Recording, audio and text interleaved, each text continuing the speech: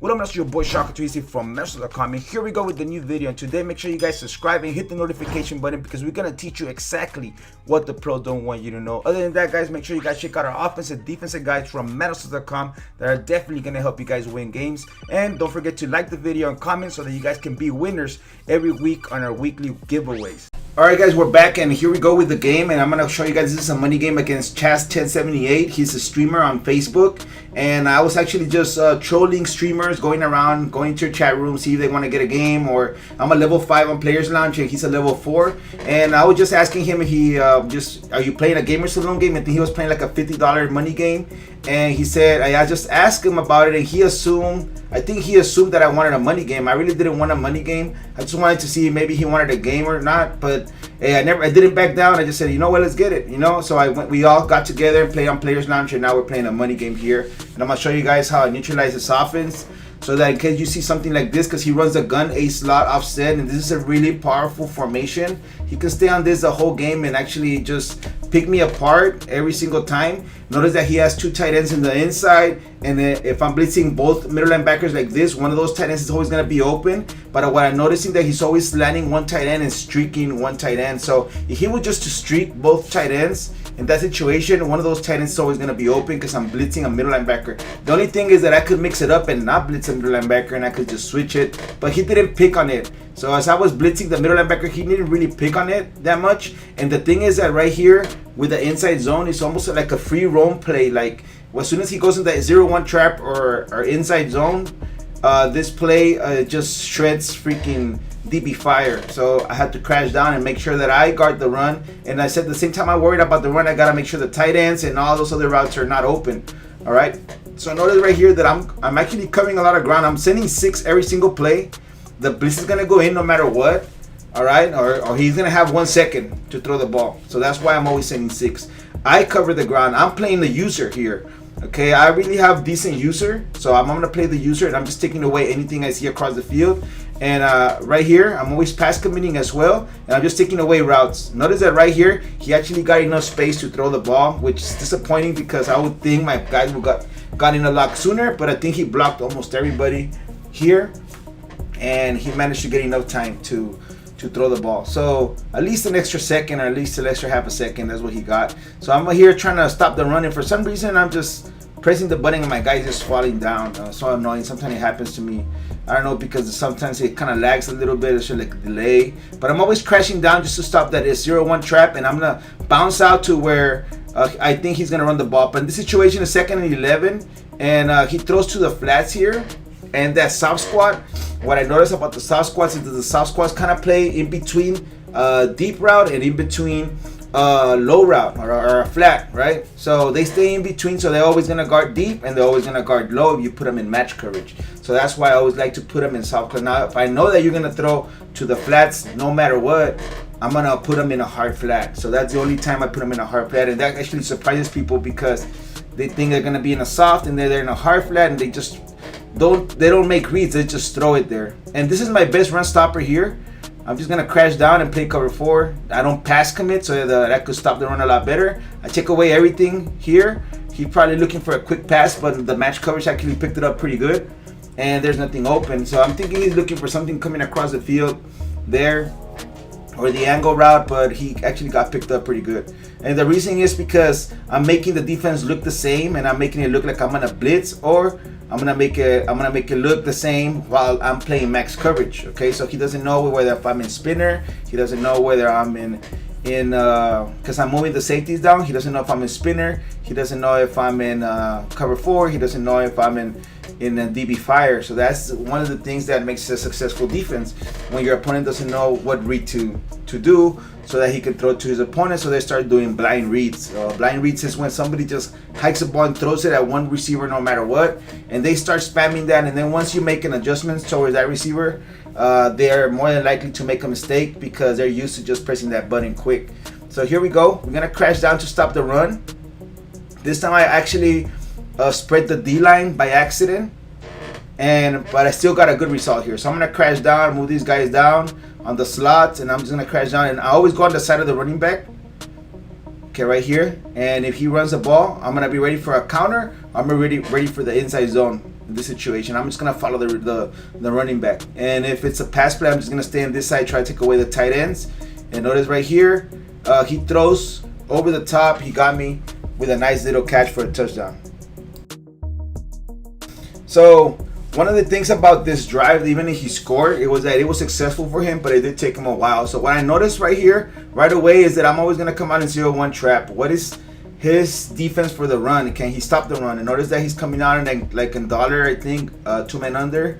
And that's a man coverage, but is he crashing up or is he crashing down? The reason that I crash down, and take this as notes, I crash down to stop any run. Inside zone, 0-1 trap. I always crash down. So if he forgets to crash down, I know if I run 0-1 trap, I'm always gonna get my 5 to 6 yards, or sometimes I'm gonna get a touchdown all the way to the goal line or to the end zone. And as you guys can see here, I noticed that he was playing low the previous play, and this time I don't think he pass commit, because I'm coming out in play action shot, and when you don't pass commit after a running play, those cornerbacks are gonna make believe they're gonna fall for the play action basically, and that's what happened here. And the over the top was wide open. The only thing is that this type of games are 4-minute quarters, so you have to play the clock. So if I would have scored here and I would have ran the clock all the way down, then he wouldn't have a chance to score here and be on top. So there was bad clock management in my part. And when you're playing tournaments and money games, guys, the clock is very important, and you have to basically save your money plays for when you actually need them, so that they're not used to seeing you running a money play all the time, and they adjust to it. So you might want to run the ball, throw 5 yards here and there, and then hit them with a big bang. But I hit them with a big play, and I still left time on the clock. So this is dangerous, because he can actually win the game here by me giving him extra time to score, and he can run this formation really good. So I had to actually lock up on defense. All right, this is where we call it locking up. All right, so we're gonna have to start taking away more reads. We're gonna have to give them different looks. We have to adjust differently, maybe throw in a cover 4 here and there, and just make him get uncomfortable on throwing to the same guys that he's looking for. All right, so, and I'm always gonna switch it up between the DB fire or cover 4, and I'm gonna crash down. And as you guys can see here, he's running again, but now the play is gonna go to the inside, but he's redirecting his running back to the outside. So now I have to be ready to redirect my linebacker to the outside, because abusing the hell out of it is actually becoming really annoying in this situation. So I'm gonna start here. Now I'm gonna go to the right side, but nothing's there, and now take away the crosser coming across. But I'm playing cover 4. I mixed it up between cover 4. I was in DB fire. Actually, I'm in DB fire right now, right? So the blitz is not going in right now. He's blocking a lot of players, right? That's why I thought I was in cover 4. But here we go. Again, he's running. He's shredding this formation on defense. But I'm being really patient. Okay, one of the things is just be really patient. He's taking a lot of plays to score, so that means you're doing something good. If he's scoring in one play, then you're struggling on defense, right? But if he's taking like 12 plays to score 1 touchdown, that's what you want to do, because the more plays he runs, the more mistakes he can make. All right, so think about it like that. You make him run more plays, the more mistakes you can do. Just like in basketball, when I tell my guys, you only dribble once. You know, one dribble and you're making a move to the basket, right? The best is just taking it to the basket or no dribbles. Why? Because the more dribbles you do is more mistakes. So same thing, the more plays he does, the more something can happen, right? Like a fumble, like we stop him or we adjust to something, he throws to the wrong person, right? So here we go, we're stopping this run now. So now we're kind of locking up the run here and the clock, because he kind of actually messed up here, because he let the clock go down, or he was feeling comfortable running the ball, but now we're locking it up and he's struggling to move the ball, and he's scared. I feel like he's scared to throw it. All right, he knows that I'm gonna blitz, so he doesn't know if I'm in cover 4. And notice that I'm taking away the flats here, and he's kind of scared to throw it, so he's running now. He's running the ball now, and my players are finally doing a good job in stopping the run. Okay, so it's 7-7, and instead of 7 points and going up 7, which makes it uneven. All right, he's gonna go 3 points for 3 points right here, and I did a good job here on stopping him and going up. And I think he actually receives the ball. Okay, so I think he receives the ball, No, I received the ball, so I'm good here. I'm down 3 points. I did my job. If I score, I'm up. Okay, so it's a possession game, and look at the clock. It's 4-minute quarters and players now, just 4 minutes. So what I'm gonna do, I'm looking for the flats first, but nothing's there. I noticed that my receiver here was a step ahead, so I threw it to him. Just bullet pass it and pass that to the front. And I got him on the stride for a nice little gain. So right here, what I always motion my guy here, if they're in man coverage, it kind of messes them up. And notice right here over the top, wide open for a catch. A lot of people think this shouldn't be a catch, but I always get them. I always get these catches. Okay, and people get frustrated because they can't stop it.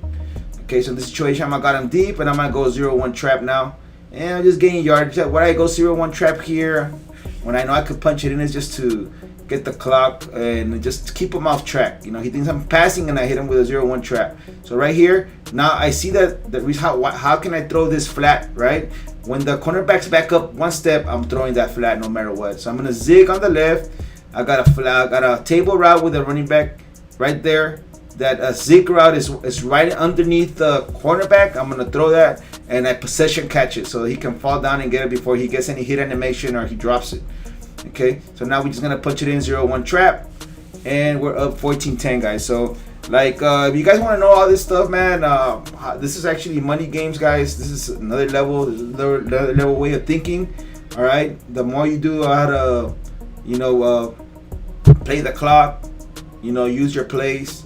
I don't get nervous anymore. A lot of people get nervous in this type of situations, but I don't get nervous anymore because I already done it so many times, guys. So many times that I used to get nervous at first, but now I don't. So what I'm doing here, cover 4, I'm blitzing only 1. Okay, so everybody's in coverage except for one guy. He throws right into my blitz, right? So he's reading it pretty good there, but I'm giving him different reads. So now I came out in cover 4, and I come out in DB fire. So right here, now I'm gonna blitz here. I don't want him to have enough time right there, and I'm just switching the coverages, and I'm blitzing that middle linebacker. That's all I'm doing, guys. That's it. I'm setting 6 every time, and then he's throwing to that little route right there. So next time I'm gonna have to put somebody on that spot. All right. Or what I want him to do is, he's wasting clock, right? So he's gonna take a while to score. He's still gonna give me. I think he'll give me enough time for me to score and win this game. All right. So here we go. So it's 14-10. No, that's the same thing. I always make my defense look the same, guys. Always make my defense look the same. This time I'm in cover 4. I'm leaving everybody in coverage. I'm always crashing down. I'm manning up this tight end on the right side. This is the first time I actually man somebody up. I always play zone. So you gotta take away the read. The match coverage has the underneath. I got the other route, and nothing's there. So he was running out with Tom Brady. He didn't see anything open. That guy was actually open, but he got the step out of bounds animation, so he stepped out the sideline. So right here again, he goes back to the stupid 0-1 trap, and he runs to the right side. So now I have to worry about that again. Okay, he let it go for a little bit. Now he came back to it and surprised me with that to get a first down. So look at this. Now I'm coming around and now I'm stopping it. But my guy just falls out because it's a little guy, right? He bounces off and doesn't make the tackle. Happens sometimes. All right. So here we go. 4th quarter. This is the most important quarter right here. So this is where experience comes in. I'm a level 6. He's a level 4. I've been doing this for a long time. He is a good player, and it's just to see who plays smarter in this situation, right? I know that right here we got 4 minutes. I could actually run the clock from here all the way to the touchdown. So he could do that to me. But sometimes players feel desperate, like they have to score now, right? They want to see the winning number right now. So, or he's afraid that I might not let him because he has to score a touchdown to beat me. So I might keep him to field goal range, and he might be scared to actually, go for it. So to take a risk over there and just lose the game on a mistake. So right here, he has 2 crossers there. I just don't know how my guys will pick that guy up if they're in match coverage. And right here, he made a mistake, guys. What did he do wrong? All right, he scored too quick, okay? And then I'm in this situation. He hasn't been able to stop me the whole game. All right, so what I gotta do is I gotta start running the clock. So I start chewing the clock in this situation. I'm gonna start chewing the clock so that I can have the control of the clock, and I could either tie the game or win it. All right, I'd rather win it. So that's my mentality. Why? Because I love winning money games. All right, why? Because you double whatever you bet. Okay, so in this situation, I want to go with my $36 if we win, right? Even though freaking Players Lounge keeps a lot of money, $2 from each. That's crazy, but you know, it's better than somebody just stealing your cash, right? But here we go. 17-14. This is actually a good game. We gotta bring it down to 320. I have a formula here, 320, and then from 320 is 240, from 240 to 2 minutes, then from 2 minutes you go to 120, and then so on, right? And that's how you go. So you let it run down to 320. So right here, no matter what, I could actually quick hike it. Why? Because we gotta let it down to 140, but you know, I don't think the play is gonna run that. Every play runs like at least for 5 seconds. Okay, so no matter what here, I'm not gonna be able to get to the 2-minute warning. So I still have to run another play. So I'm playing the clock right now. All right, so here we go. So I have to run a little play. So I could just, I don't have to take a risk. I know I could bomb him as he's moving the safety down. He's probably trying to bait me to throw this. All right, but I just want to go to the 2-minute warning so that I can just start making him waste his timeouts. Because once he wastes his timeouts and you score, it's hard. It's gonna be more difficult for him to score against you when the time is putting pressure on you. All right, and that's how people make more mistakes, when people start seeing the clock run down. All right, so here we go. So I know that he hasn't been able to stop me deep. He plays a lot of zone coverage. He plays a lot, but zone coverage against play action shot seam is not really good. But I see circle right there. I shouldn't have thrown. Good thing he sacked me. So that was a good sack on my part. I took the sack there because I think if I would have thrown circle, that would have been a pick. Okay, and it would have been game over. So what I'm doing here, I'm motioning this guy so that I can get space, make a triangle wide open, and I just catch it. I just make sure I catch it. Like, I don't care if I don't get the stride. I gotta make sure I catch it, because that would have sucked if I would have dropped that. All right, and I dropped some of those in the past where I could win it and I drop it. All right, so here we go. He's throwing over the top, and we got 1 minute left on the clock, and we're gonna go ahead and go 0-1 trap here, because we could tie here. We gotta make sure we get in field goal range, and we pretty much are in field goal range right now. But I know I could go for the win. Okay, I could go for the win right now. Okay, and what I'm doing here, I'm just gonna go ahead and I have the tight end. Motion this guy to the left. Look at the tight end over the top, but nothing is there. I see circle coming across the field, and I always high pass everything in this game, because that's what Madden wants us to do. They want us to high pass everything. So we're gonna do that there. And he's coming out in nickel, and I just 0-1 trap him here, run the clock a little bit. Now he doesn't have timeouts. All right, now he doesn't have timeouts. I don't understand how he has momentum. He doesn't have no timeouts, and now I'm about to, because I'm losing. All right, I'm down 3. So here we go, 0-1 trap again, and I don't get it here, but I want to bring the clock down a little bit more. All right. And here we go with our last play. This is my money play here for the red zone. I'm always gonna come out in C spot. It's just my favorite play here. Or I could throw it to the, yes, this is my favorite play. I'll use this one. So what I'm gonna do here, I see square right there underneath underneath that cornerback, and we just throw it and possession catch it right away. Immediately possession catch as soon as I saw that, and we get the catch. Sometimes he'll drop it though. Good thing I threw it perfectly on time. And now he doesn't have time, so all I could do here, he has to score a field goal. I'm not gonna let him score a touchdown. So what do? We go prevent. Never go any other defense in this situation. Go prevent. Okay, I've won games where people don't go prevent, and because they don't go prevent, they throw deep and they get a fluke catch. All right, so always go prevent. Right here, pretty much game's over. That's it. Clock runs down. He can't do anything about it. And that's it. He'll quit out. This is game over. Okay.